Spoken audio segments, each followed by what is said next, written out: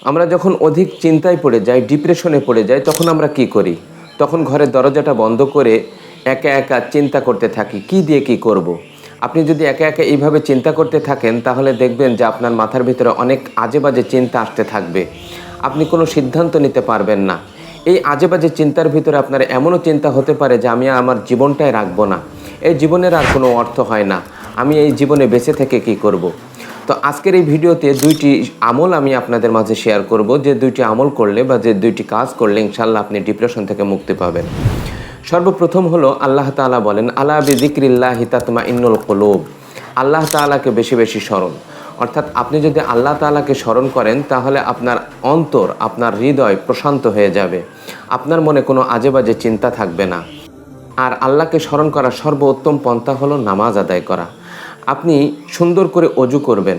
আপনার যত ডিপ্রেশনই থাক না কেন, এই কথাটি একটু মনোযোগ দিয়ে শুনুন, একটু আমল করার চেষ্টা করুন।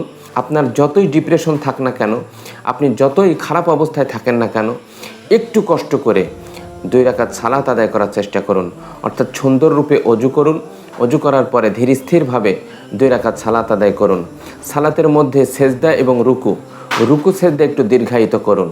রুকু সেজদা যখন আপনি দীর্ঘায়িত করবেন, দেখবেন সেজদার ভিতরে একটা স্বর্গীয় সুখ আপনি অনুভব করছেন। আপনার মাথা থেকে সব ডিপ্রেশনগুলা ওই মাটিতে আস্তে আস্তে পড়ে যাচ্ছে।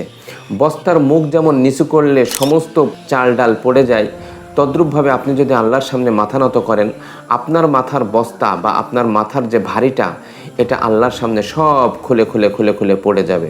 অর্থাৎ আপনি যখন প্রথম সেজদা থেকেই উঠবেন, দেখবেন যে আপনার মাথাটা একেবারেই হালকা হয়ে গেছে। অতএব প্রথম যে কাজটা, সেটা হচ্ছে আপনাকে আল্লাহর স্মরণ করতে হবে। আপনি এরপরে জিকির আজগার তাসবিহ তাহলিল করতে পারেন।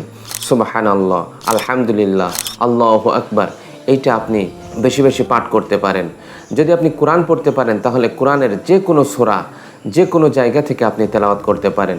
আমি আপনাকে নিশ্চিত বলছি যে আপনি ডিপ্রেশন থেকে মুক্ত থাকবেন।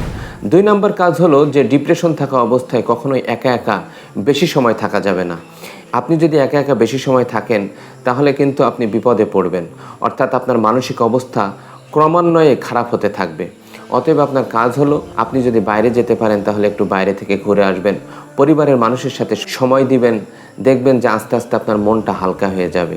তাহলে এই 2টা কাজ যদি আপনি করতে পারেন, দেখবেন যে অল্প সময়ের ব্যবধানে আপনি ডিপ্রেশন থেকে মুক্তি পাবেন। জীবনে সমস্যা আসবেই, আর এই সমস্যাটাকে প্রাধান্য না দিয়ে সমস্যাটাকে কিভাবে সমাধান করা যায়, এই প্রচেষ্টা করাটাই একজন মুমিনের কাজ।